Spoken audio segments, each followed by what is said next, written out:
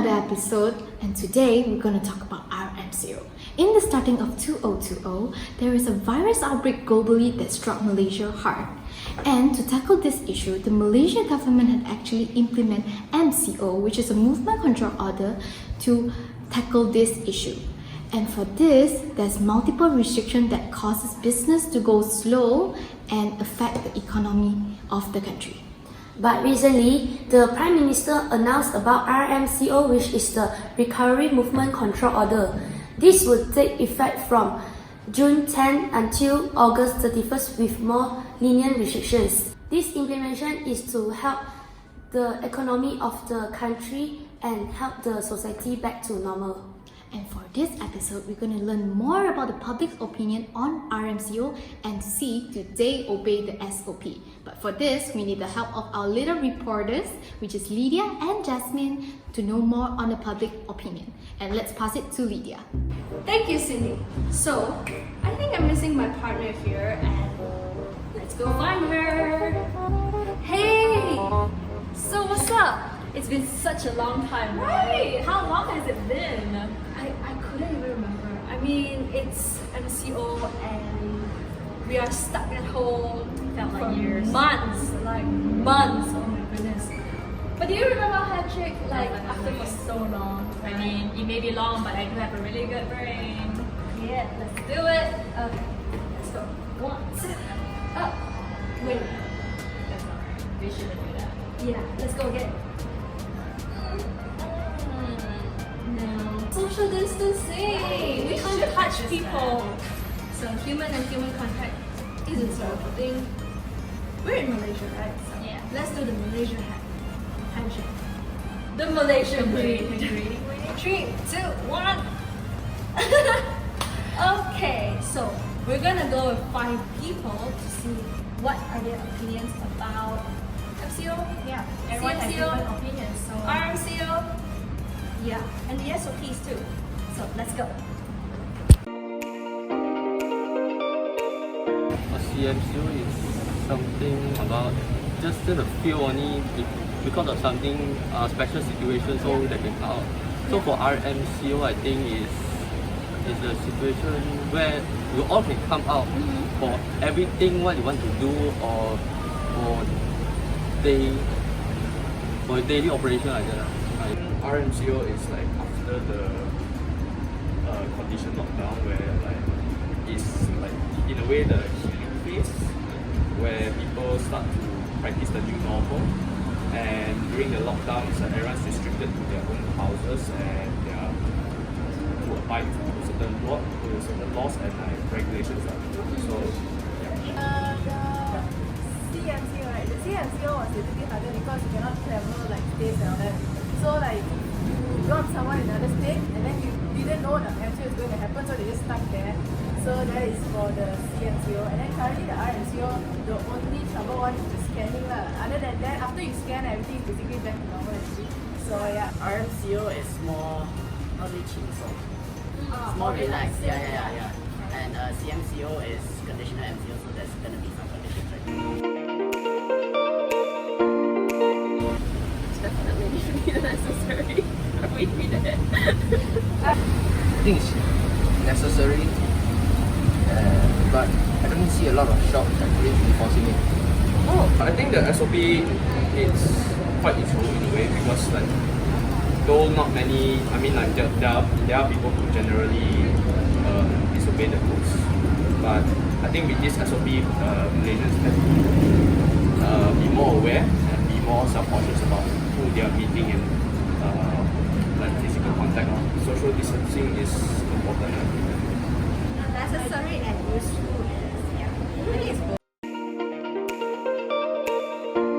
So when I compare with Japan, which is my hometown, I don't think there would be any second wave. Decrease gradually, like. No, I wouldn't think so. I mean, we hit the first wave, right? So they have like this thought of what's going to happen if they didn't follow. So I think it will, but hopefully not. I can like go back to my normal activity now. I don't think so because if second wave is going to hit us, it should already hit us by now. But then other countries are already going through the second wave and we are not, so I feel we are still safe. Yeah. Wow, that was interesting. Not many people had the idea what RMCO is. At least it is good to know that people still follows and know what the government SOP is. Yes, since we have heard about public opinion, let's listen some expertise point of view. Alright, let's move on and listen to what the expertise have to say.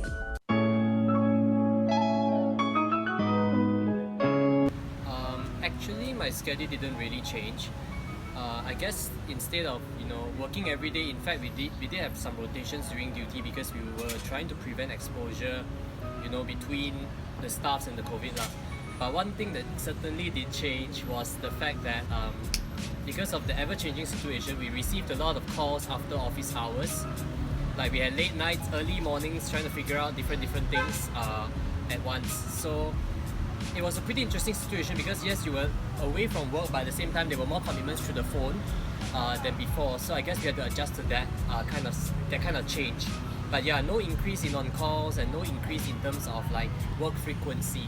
So currently, because of the MCO and the COVID, all that, our schedule from 3 shift become to 2 shift.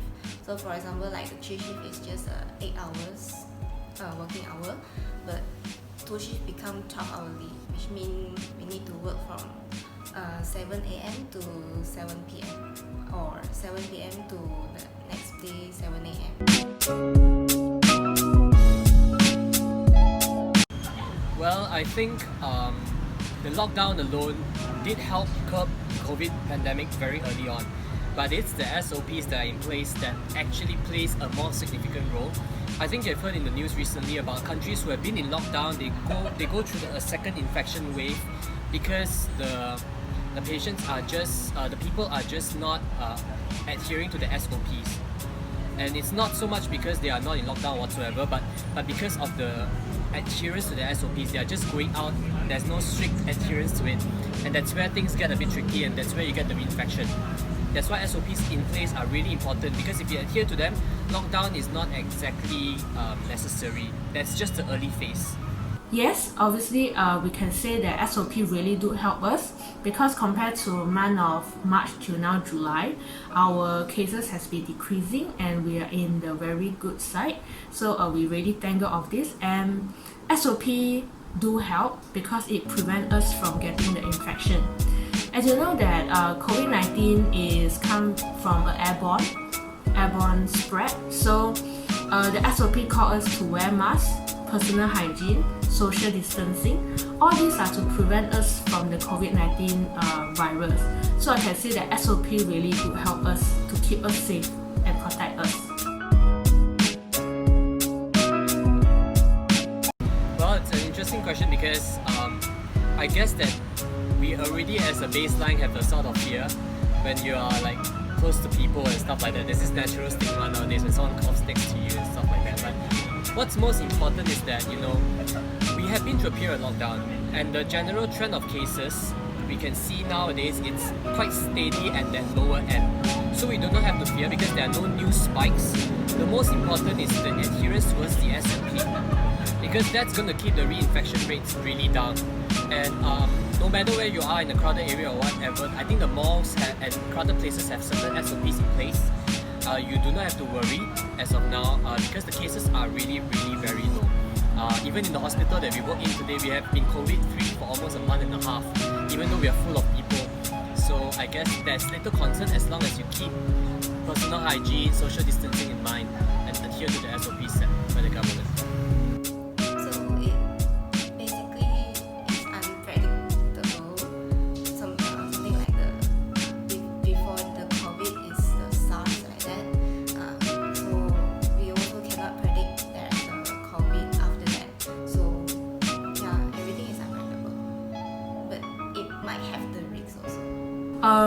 I cannot have a complete answer and a definite answer for this question as well, because I cannot talk to the virus and I really cannot think what the virus is thinking.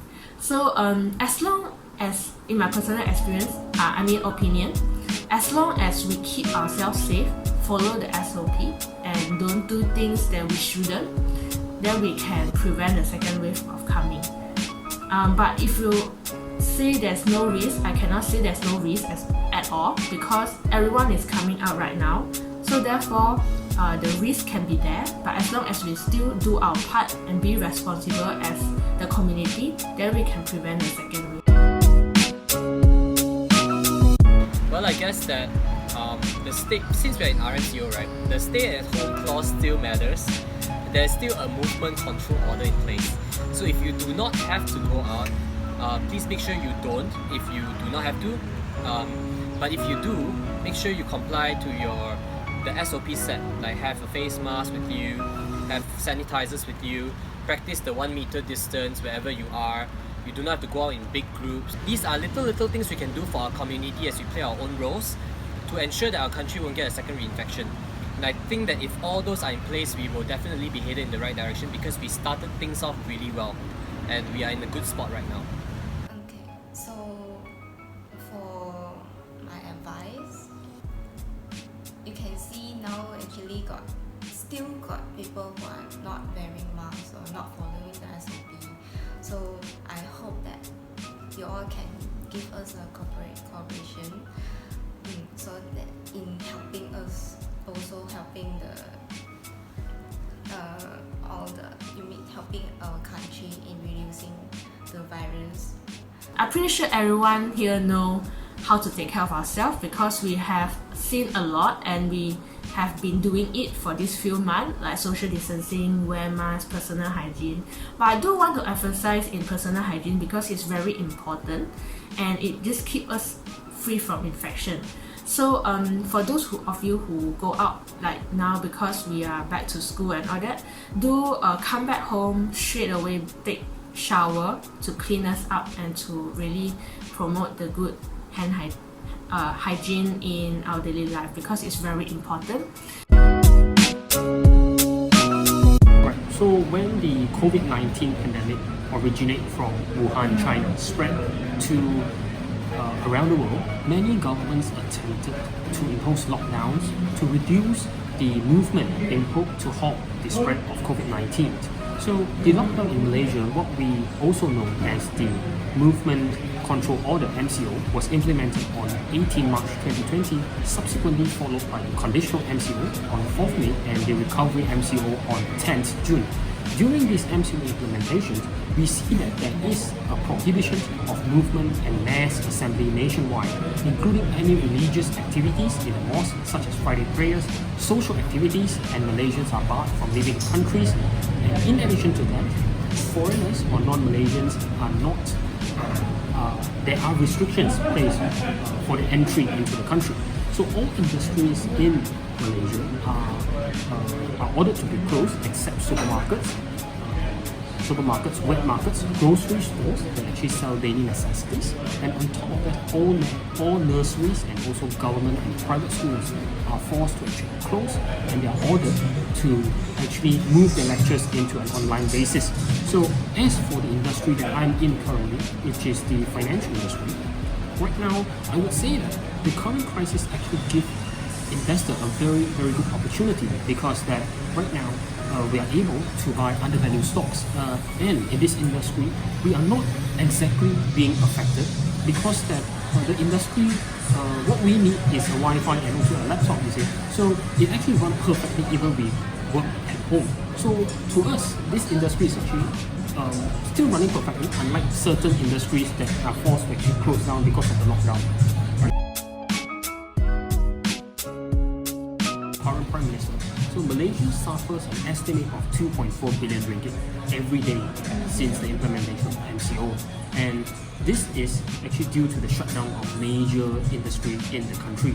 So the World Bank estimates that Malaysia's GDP, what we call as the gross domestic product, is projected to contract 3.1% in 2020. So the Malaysia GDP consists of 5 different categories, what we call as service, manufacturing, mining and quarrying, construction and agriculture. So according to the figures from the Malaysian Statistics Department, what we see is that in the first quarter of 2020, Malaysia's GDP still grew 0.7% on the previous quarter, which is the fourth quarter of 2019. However, this is still not the lowest, but it is the lowest since the third quarter of 2009, which was at about negative 1.1%. So the World Bank actually foresees that Malaysia will have a partial economic recovery in the second half of 2020 as outbreak will continue to ease and mobility restrictions will be lifted.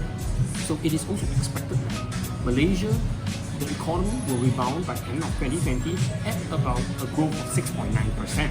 So what we understand here is that, as a quote actually says, that an opportunity always lies within a crisis, and that is what we are seeing right now. You see. So in this pandemic, we see a very major shift to how people actually run their business, where people start to venture into online platforms. And for those who are able to evolve in this particular crisis, they will survive, and for those who didn't, they might be eliminated from the market, you see. So in any crisis, the current issue is to be tackled. The issue that can be tackled is the utmost priority right now, and it will have a very good forecast, you see. So because right now, during this period, the problem is the virus, you see, and people are getting infected. So the main thing, the solution to this problem is actually the vaccine. So what we can see right now is that pharmaceutical companies and healthcare companies, these companies will thrive a lot because they are the solution to the problem. And besides that, we see that online platforms are really in demand right now. For example, online payment gateways, or even the online shopping, online video conferences. Such platforms are thriving together as well. So because they get a lot of attention, because people cannot go out, they have to seek for alternatives, and people are seeing that online is the new thing and continue from here. So however, one thing that suffers a loss is the travel and tourism industry, because due to the lockdown, they cannot really continue with all this tourism.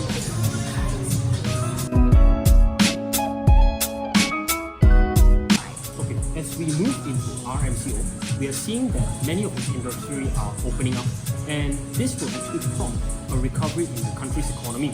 As mentioned earlier, that the World Bank would foresee a partial economy recovery in 2020. However, that we have to really take note that if this will only happen in the event that the country continue to recover and not encounter another lockdown due to the second wave of COVID-19 pandemic.